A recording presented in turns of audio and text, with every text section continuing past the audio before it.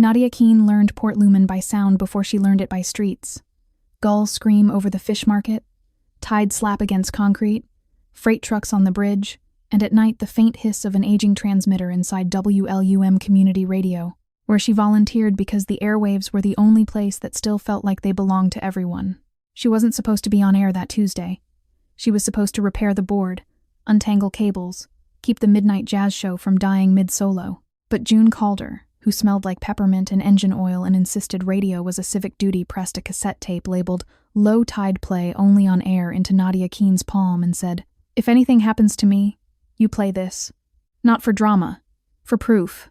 June Calder died 3 hours later near the eastern seawall, where the new drainage project had left concrete slick. The city called it an accident. The police filed it as an accident.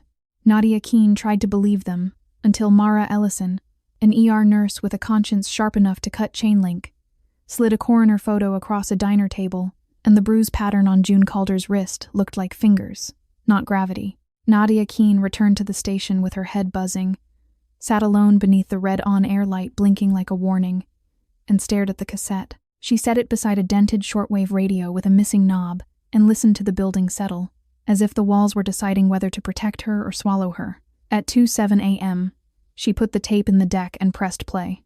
June Calder's voice filled the booth, calm, hoarse, steady, describing the Tide Ledger, a document that tracked illegal discharges from Crown Line shipworks into the storm drain network, timed to the tide so the ocean would dilute evidence before inspectors arrived. June Calder listed dates, chemical names, and payments routed through shell charities that donated to city council. Then June Calder said a name, Voss Harrow. The tape ended with a simple instruction. The ledger is real. The key is real. The city will pretend not to see. Don't beg them to care. Make them listen. Nadia Keene sat motionless, hearing her own breathing in the headphones, realizing radio wasn't a hobby anymore. It was leverage the powerful couldn't buy quietly. She broadcast the audio live, not as a downloadable file, because transient truth is harder to bury. Dock workers tuned in, night shift nurses, students cramming, a councilman's board assistant. The phones lit up with callers asking if it was real, if Crown Line shipworks could poison the bay. Nadia Keene didn't sell certainty. She sold process. If it was a lie, it could be tested. If true, it could be measured. By dawn, the station door had a new scratch on the lock, and a black SUV sat in the lot like a threat with tinted windows. Tariq Sen, a freelance data analyst who lived above a halal bakery, arrived with a laptop and a grim smile. "I heard the broadcast," he said. "If the ledger exists, it has structure. Numbers leave fingerprints." He placed a folded map of storm drains drawn in red ink on the desk, June Calder's storm drain map, and circled a point near Locker 9 at the old ferry terminal. Locker 9 remembered the era before digital surveillance, when secrets were physical and required hands. Nadia Keene used a rusted brass key tagged Locker 9 and opened the rusted door. Inside were two things: a waterproof notebook stained with sea salt filled with tide tables and discharge codes, and a flash drive taped to the back wall. Wrapped in plastic, labeled in June Calder's careful letters, the Tide Ledger. Walking back, Nadia Keene noticed how many cameras watched the waterfront and how many didn't. Blind spots were designed. She began to understand June Calder's old rage at city meetings, the way June Calder's fingers drummed whenever someone said economic growth, like it excused everything. Tariq Sen parsed the files. Mara Ellison cross-checked clinic admissions. Spikes in respiratory trouble after certain nights. Clusters of skin rashes after heavy rain. The patterns aligned with the tide schedule. It wasn't just pollution. It was an algorithm of harm. Fury rose hot in Nadia Keene, but June Calder's rule held her steady. Make them listen. Nadia Keene turned evidence into a nightly series, mixing lab science with plain language, explaining how to read permits, how to interpret parts per million, how to photograph water sheen and log wind direction. She refused sensational music. She used silence and specifics, the way a courtroom uses fact. Within a week, Crown Line Shipworks issued a glossy statement. Victims of misinformation, committed to sustainability, proud supporters of community media. It came with a donation offer to WLUM Community Radio. Nadia Keene deleted the email, then printed it anyway because printed arrogance becomes useful in court. That same day, A city inspector arrived, citing safety violations, a classic move to silence a tower via paperwork. Power rarely attacks directly. It attacks through forms. Nadia Keene fought back with forms of her own, rummaging through June Calder's binders of permits and FCC correspondence until she could quote regulations like prayers. The first crack came from an anonymous caller, voice warped through a cheap app. "My dad drives a tanker for Crown Line. They make him dump at night. The code word is low tide. There's a second ledger in the office safe." The caller hung up before Nadia Keene could ask a name. She didn't need it. She needed a route. They planned a sting the way ordinary people plan a birthday party. Logistics, favors, and refusal to panic. Tariq Sen mapped patrols using public cameras and delivery schedules. Mara Ellison obtained blank visitor badges. Nadia Keene borrowed a high-visibility vest and practiced walking like she belonged. She wore a cracked dive watch that still kept time because it reminded her time keeps moving whether you're ready or not. The shipyard at night looked like a cathedral built for machinery. Sodium lights pooled on wet metal. Nadia Keene moved with a clipboard, head down, counting steps, heart in her teeth. The safe sat in an office under a framed photo of Voss Harrow shaking hands with the mayor. The smile in that photo made Nadia Keene want to laugh and vomit at once. They didn't crack the safe. They didn't need to. Tariq Sen found the weak point. The printer. Companies print what they want to hide. He sent a job through the network using a credential pulled from a sloppy procurement portal, and the printer spat out deposit schedules and a memo referencing stormwater offsets, a euphemism cold enough to freeze blood. Nadia Keene photographed everything. Then alarms chirped, not blaring but warning, like the building clearing its throat. They ran practically, not heroically. Down a service staircase, across a loading bay, through a fence gap Tariq Sen had marked. A guard shouted. A flashlight beam swung. Nadia Keene scraped her knee and kept moving. At the van, Mara Ellison's hands stayed steady on the wheel. "Breathe," she said. "We make mistakes when we forget oxygen."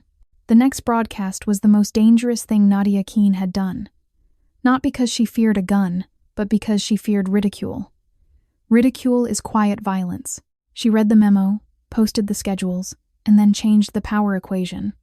She invited listeners to collect water samples at specific coordinates and submit them to 3 independent labs, giving step-by-step instructions live. Crowdsourcing became armor. Voss Harrow went on local television and called her a reckless amateur. He smiled as he said it. The smile wasn't anger. It was ownership. Tariq Sen listened to the pauses and said, "He's reading from a prepared script." Nadia Keene answered. "Then we'll rewrite the script." Rewriting meant following the money. The ledger revealed a foundation that sponsored scholarships and murals while laundering influence. Donors listed each other. Favors nested like shells. Nadia Keene felt grief at how many good things had been funded by bad water. How many children's programs had been built on other children's asthma. June Calder had once said, "Corruption isn't a stain, it's plumbing." Now Nadia Keene saw the pipes. And she also saw the wrench. A public town hall at the station. No private meetings, no quiet deals. The audience arrived dock workers, students, parents with inhalers. Nadia Keene kept her tone steady and let the data speak. During the town hall, the station lost power. Not the neighborhood, just the station. A targeted outage. The microphones died. The cameras went dark. The room held its breath. And then phones rose, one after another, streaming on battery until the crowd became a constellation. Nadia Keene remembered a jar of beach glass that clinked like tiny bells on June Calder's desk. How broken glass still caught light. How ordinary people become infrastructure when they refuse to look away. That was the week Port Lumen shifted. A state agency announced a surprise inspection at Crown Line Shipworks. Reporters arrived. Lawyers arrived. Voss Harrow was photographed leaving with his jaw clenched. Nadia Keene watched from the station window, focused. Because systems fight back hardest when cornered. The fight back came as a lawsuit. Defamation, interference, emotional damages, a blizzard of claims meant to drain time and money. Their legal help arrived in the shape of Sienna Volpe, a retired labor attorney who carried casebooks like bricks and said, "Same play as union busting, different costume." She worked pro bono and taught Nadia Keene how to testify without being baited. Exactness became Nadia Keene's religion. She cataloged every claim and timeline. Tariq Sen built redundant backups across friends' devices. Mara Ellison coordinated sample collection like a clinic triage. Even the shortwave set a dented shortwave radio with a missing knob became a backup broadcast route if the main transmitter was seized. June Calder had prepared them without calling it preparation. One night, Nadia Keene came home to find her door ajar. Nothing was stolen. That was the point. On her table lay the donation email printout with the amount circled in red, a wordless message. "We can buy you or break you." Nadia Keene wrote in the waterproof notebook. "Threats are information."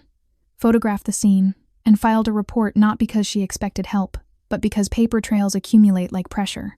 The final reveal arrived from a clerk in procurement who couldn't stomach the plumbing anymore. The clerk emailed contract amendments showing the drainage project had been designed to bypass monitoring sensors in exchange for campaign contributions routed through the foundation.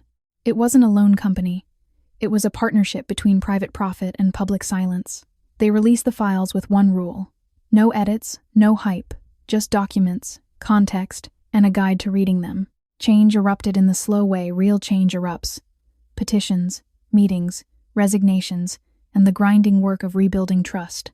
Voss Harrow fought, then settled, then resigned under pressure that looked polite but felt like a vice. Crown Line Shipworks agreed to remediation, oversight, and public reporting. It wasn't redemption, it was constraint. And constraint was a beginning. Months later, on the first day the bay reopened for swimming under new certification, Nadia Keene stood on the seawall where June Calder had fallen. The air smelled clean in a way she didn't fully trust yet.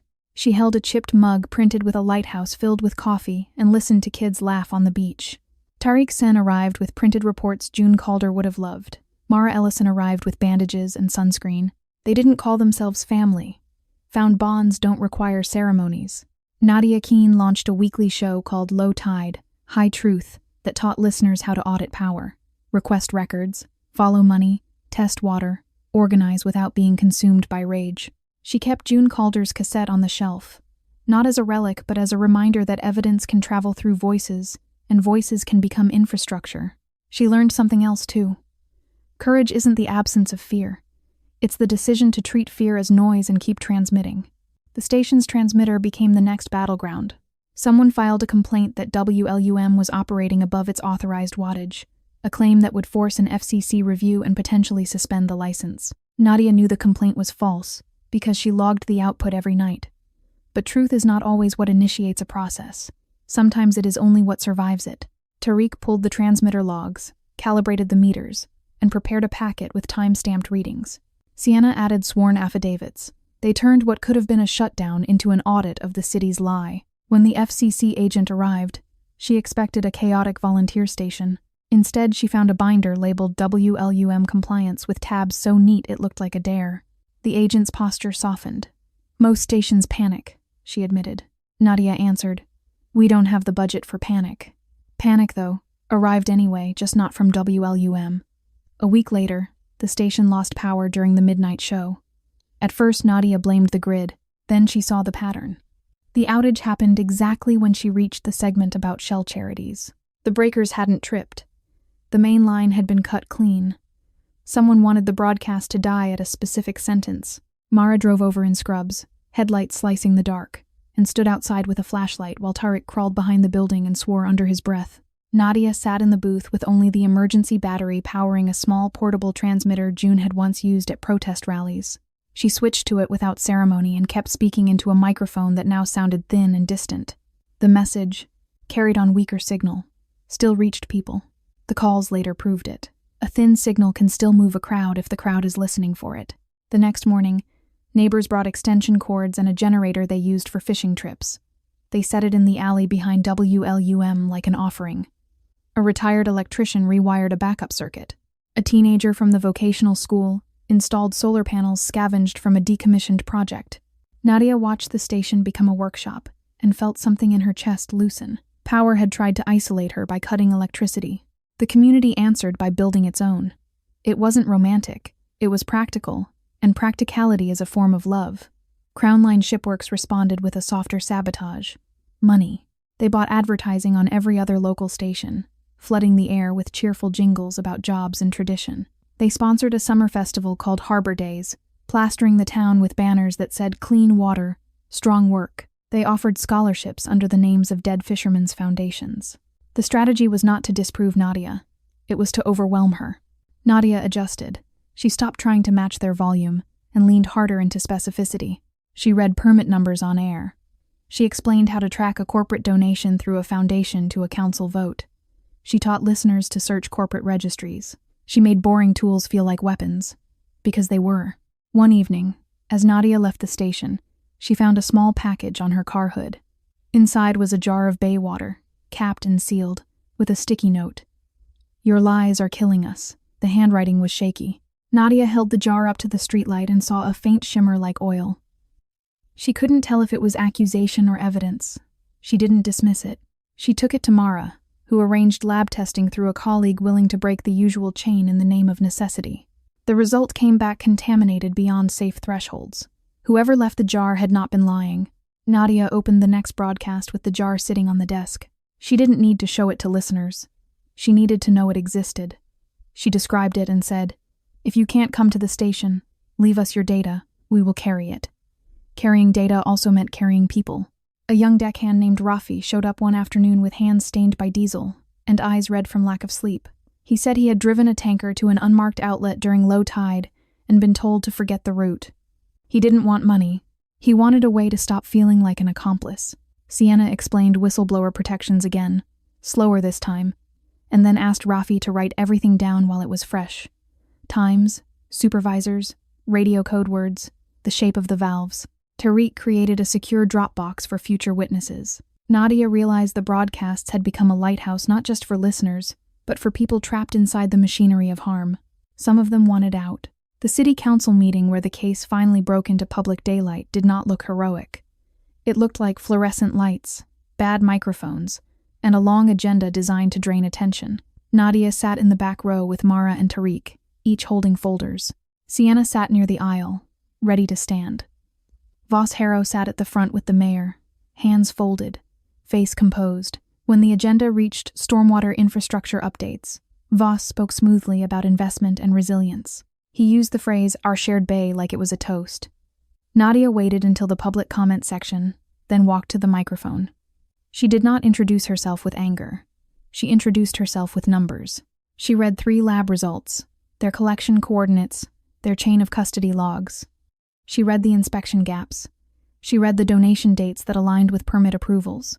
Then she played 30 seconds of June Calder's cassette, just enough for the room to hear her voice name the Tide Ledger and Voss Harrow. The council chamber shifted. Some people leaned forward, others looked away. The mayor tried to interrupt, claiming procedural issues. Sienna stood and cited open meetings law. A council member who had always laughed at activists went pale. A woman in the second row began to cry quietly. Not from drama, but from recognition. Nadia ended with one sentence. "If you want to call this misinformation, call the lab's liars and tell us why." Voss Harrow didn't shout back. He smiled, and the smile was thinner now. He said he welcomed independent review and accused Nadia of endangering jobs. Nadia expected applause from his supporters. Instead, she heard something else. A low murmur from dock workers in the back, a sound of refusal. Jobs mattered, but so did lungs. A union representative stood and said, "We are tired of being told we must choose between a paycheck and our children. Fix the water and keep the work. Anything else is laziness wearing a suit." The room erupted not in chaos, but in agreement.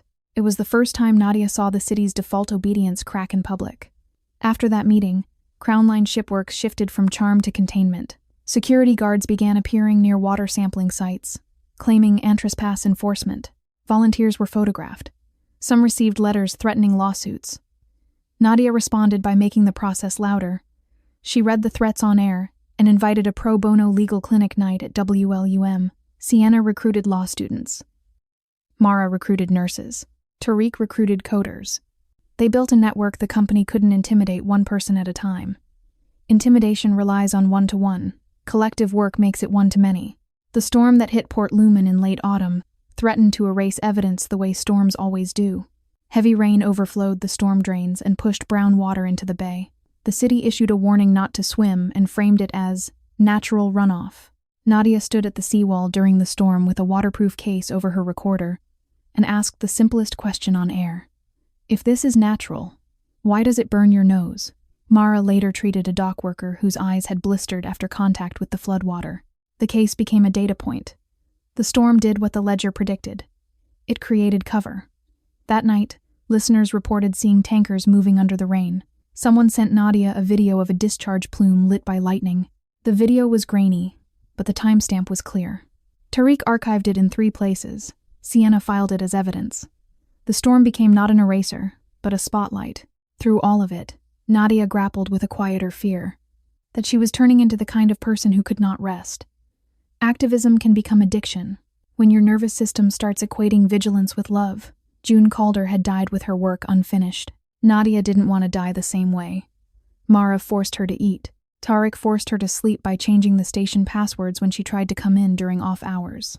Sienna forced her to take weekends by threatening to quit if Nadia burned out. A movement that consumes its people is just another machine, Sienna said. Nadia hated hearing it because it was true. In a rare moment of calm, Nadia drove to June Calder's old apartment with the landlord's permission. The place smelled of dust and peppermint. In a drawer, she found envelopes addressed to no one, filled with drafts of speeches June never got to give. There were tide charts marked with angry circles and margins full of questions. June's handwriting carried the same insistence as her voice. Don't let them lull you. Nadia sat on the floor and read until her eyes hurt. She realized June had been lonely, not because she lacked community, but because she had carried knowledge that others refused to share. Nadia promised herself she would share every tool she learned, so no one else would have to carry the truth alone. In December, WLUM hosted its first records night, where volunteers sat at folding tables with laptops and printed forms, learning how to request emails, invoices, and inspection logs without sounding angry or naive. Nadia moved between them with a marker and a whiteboard, translating government jargon into steps. A high school senior asked if it was worth it when officials could still ignore them. Nadia thought of June's cassette, the cut power line, the jar of water, and the union rep's voice in the council chamber. They can ignore 1 person, she said. They can delay 10. They can't pretend 100 receipts don't exist. The student nodded, and Nadia felt the strange relief of watching skill replace despair. But that sentence, keep transmitting, was easy to say on a calm seawall, and harder to live in the weeks when the city tried to teach her a different lesson. That truth is expensive, and ordinary people should leave it to professionals. The morning after the first broadcast, Nadia Keene arrived at WLUM to find a yellow notice taped to the glass door, printed in official font and signed by a municipal clerk she'd never met. It cited fire code, stairwell clearance, and public safety concerns as justification for an immediate inspection. June Calder had once told her that when power is threatened, it rarely swings a fist. It files a complaint. Nadia peeled the notice off the door, read it twice, and felt anger warm her throat. She wanted to shout. Instead, she did the thing June would have done. She made a copy, logged the time, and wrote paper attack in her notebook in block letters. The inspector arrived at noon with 2 officers and a polite smile that never reached his eyes. He walked through the station slowly, tapping walls, staring at the transmitter room as if he could smell guilt through concrete. The officers pretended to watch for hazards while quietly photographing equipment. Nadia noticed their phones, their angles, the way their attention kept returning to the tape deck. When the inspector asked who authorized the broadcast, Nadia didn't mention grief or fear. She mentioned FCC regulations. She mentioned public interest obligations. She mentioned that WLUM's license required community service, and that suppressing verified information could itself become a legal issue. She watched his smile wobble. Bureaucrats are trained for apologies, not for someone who can quote the manual back at them. That night, a rock came through the station's front window. It didn't hit anyone, which meant it wasn't meant to injure. It was meant to instruct. Taped to the rock was a note: "Stop before you get hurt." Nadia held it with gloved fingers, bagged it like evidence, and set it beside the printed donation offer from Crown Line Shipworks. Mara Ellison came over after her shift, still smelling faintly of antiseptic, and ran her thumb along the jagged glass.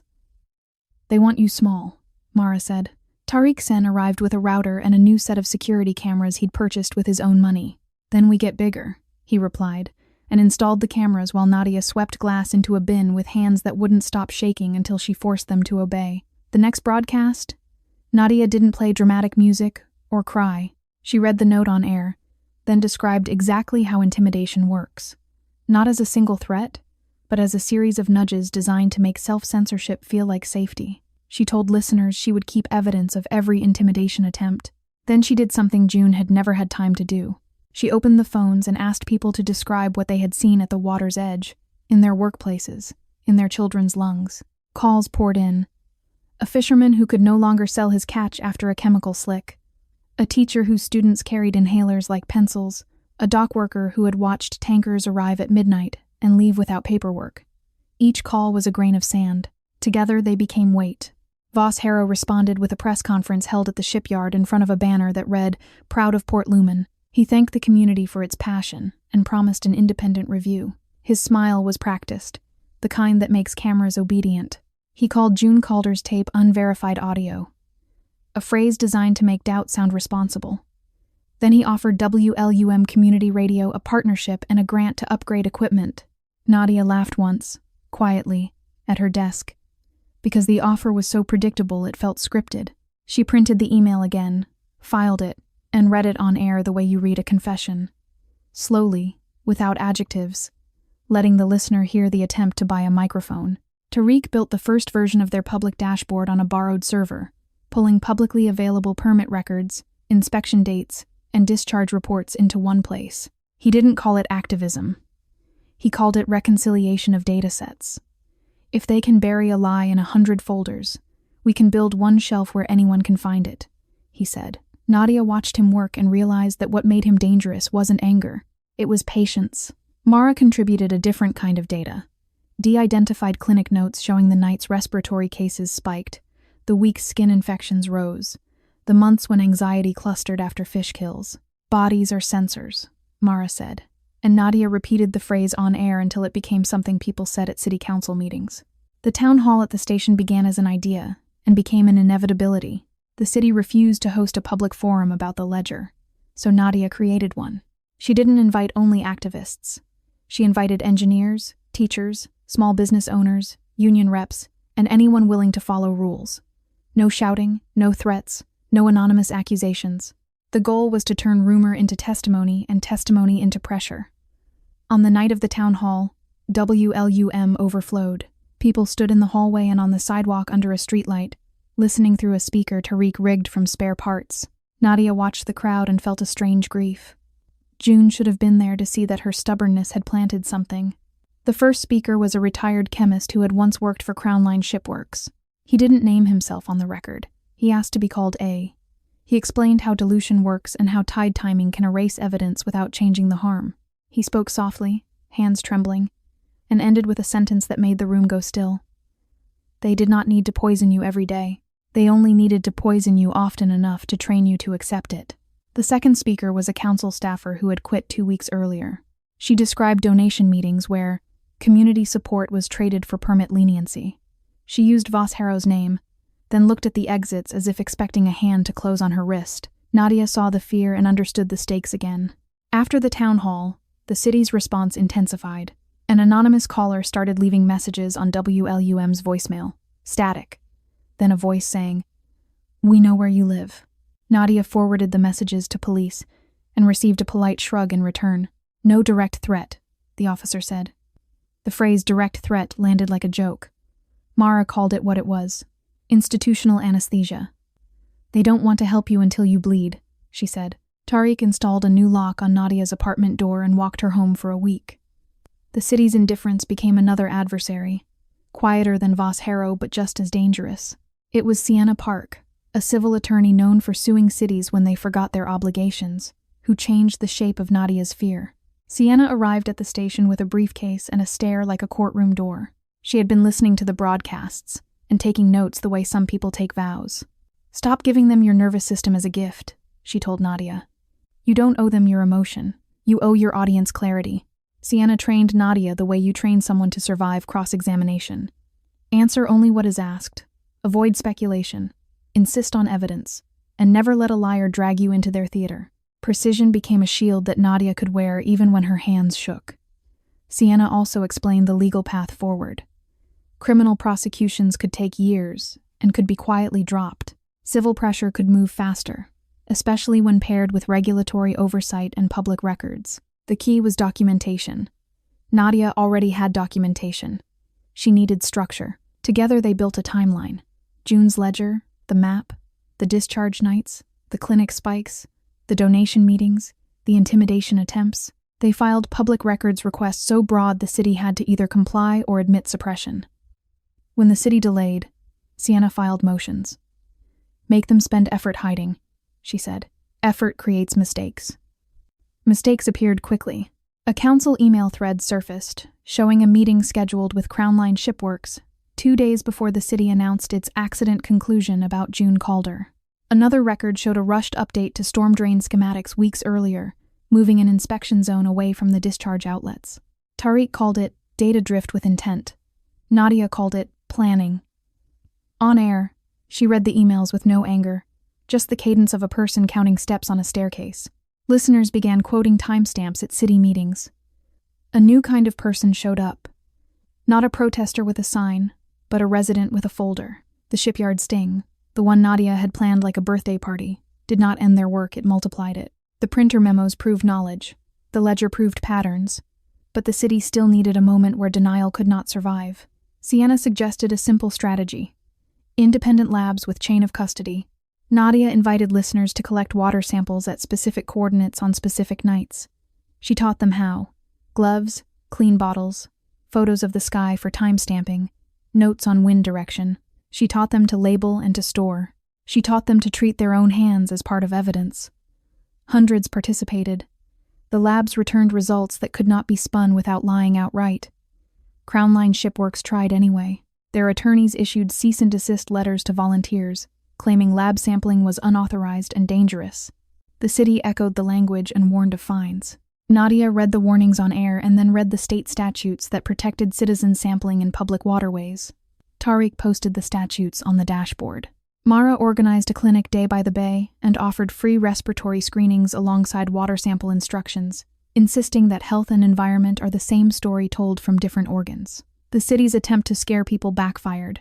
More people joined because fear, when named, becomes a signpost rather than a cage.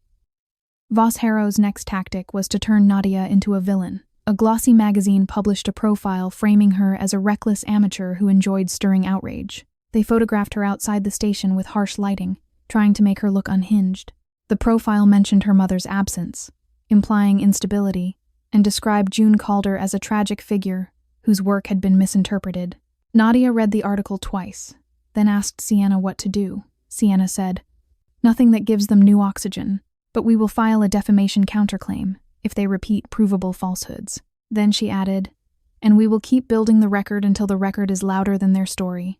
In the weeks that followed, resignations began in the quiet way that protects reputations. A deputy water commissioner stepped down to spend time with family. A procurement officer took early retirement. A lab contractor lost its city contract without explanation. The press conferences were awkward, full of pauses where officials tried to sound sincere. Nadia noticed something else. Every resignation came right after a new tranche of documents was released. The record was pushing people off the board. It wasn't dramatic. It was physics. The hardest moment came when the police reopened June Calder's case. It should have felt like victory. Instead, it felt like grief reopened, raw and unplanned. Nadia sat alone in the control booth, staring at the cassette, and finally let herself cry in silence. Because grief is not a weakness, but a temperature change you can no longer ignore. Mara sat beside her without speaking. Tariq left a mug of tea by the console and pretended he hadn't done it. Sienna called to say, "Do not narrate your grief to the public. Protect your private self. Your public self already has a job." Nadia wiped her face, breathed, and went on air that night with a voice that held steady. The reopened case didn't produce a cinematic arrest. It produced interviews, subpoenas, and long waits. But it created leverage. Crown Line Shipworks faced mounting regulatory risk, investor pressure, and the prospect of a criminal investigation that could not be resolved with charity donations. Their board began to fracture. Voss Harrow gave fewer interviews. When he did, his smile looked tighter, like a door forced shut. A whistleblower from inside Crown Line finally came forward publicly. A mid-level engineer named Lena Mott, who had signed non-disclosure agreements that now felt like chains. She appeared at WLUM during a live broadcast and said, "I kept thinking someone else would speak. Then I realized the system is built on that thought." She provided internal emails confirming tide-timed discharge instructions and a list of shell charities used to route payments. Nadia didn't celebrate on air. She thanked Lena for her courage and then explained, calmly, how whistleblower protections work, because the point wasn't hero worship. The point was survival. With Lena's documents, Sienna filed a civil suit on behalf of affected residents. Fishermen who lost income, families with medical costs, workers with chronic conditions. The city tried to dismiss the case as political. Sienna responded by bringing binders. In court filings, politics became line items. Dates, flows, invoices, hospitalization costs. Nadia attended hearings and learned how slow justice moves when it has to drag a city's denial behind it. She also learned something liberating. In a courtroom, yelling is weaker than exhibits. Crown Line shipworks attempted to settle early with confidentiality clauses. Sienna refused. The residents refused. Nadia refused on air, saying, "Confidentiality is a second discharge, just into language instead of water." The phrase traveled. People wrote it on signs outside council meetings. When power is forced to negotiate in public, it loses one of its main weapons: isolation. The eventual settlement was not a single check and a photo op. It was a package of constraints: remediation, funding with independent oversight, real-time discharge monitoring, third-party lab audits, and a citizen advisory board with access to data. It also included a requirement that Crown Line Shipworks fund a community science program without any control over its content. Voss Harrow agreed, then resigned, his departure described as mutual. Nadia watched the announcement on a small TV at the station and felt no triumph, only a tired steadiness. A man had stepped down. The pipes would still need fixing. After the settlement, WLUM changed. The station stopped being only a place where Nadia fought alone at midnight. It became a classroom where teenagers learned transmitters, retirees learned how to file public records requests, and dock workers learned that lived experience can become data when officials try to dismiss it. Tariq expanded his dashboard into a public tool, tracking permits, inspections, and lab results, so plausible deniability had nowhere to hide. Transparency turned rumors into constraints. Mara organized clinic days by the bay, pairing health screenings with environmental education, insisting bodies and water belong in the same conversation because harm travels between them with ease. Sienna kept training Nadia to answer with restraint, to refuse performative rage, and to protect her private life from becoming content. Boundaries became part of the work. On hard nights, when threats still arrived in quieter forms in anonymous email, a stranger lingering near the station, Nadia listened to distant stations crackle through static on a dented shortwave radio with a missing knob, reminding herself that someone else was also telling the truth into the dark. She kept June Calder's waterproof notebook stained with sea salt as both tool and talisman, flipping through tide tables whenever helplessness returned, because helplessness thrives on forgetfulness and dies in the presence of records. Recovery showed up as ordinary joys, clearer shallows, healthier fish, fewer inhalers and backpacks, and as the steady belief that ordinary people can rebuild the world by insisting it be measurable. Nadia learned to forgive herself for not being invincible, because the myth of invincibility isolates people. Community work survives when weakness can be shared without shame. And whenever a new proposal arrived wrapped in vague promises, the city's new reflex answered it. Ask for receipts, demand timelines, and treat promises as suspicious until tested. By the time the bay reopened under new certification, Nadia didn't trust the smell of clean air the way she used to trust weather. She trusted systems, monitoring, oversight, the dashboard, the clinics, the classroom. She stood on the seawall where June Calder had fallen and didn't speak to the dead as if they could reply. She spoke to the living by continuing the work. She launched her weekly show, Low Tide, High Truth, not as a victory lap but as maintenance and instruction manual for a city that had learned, at a cost, that silence is a kind of pollution too.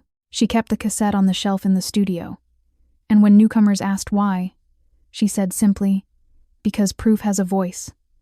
Our job is to keep it audible."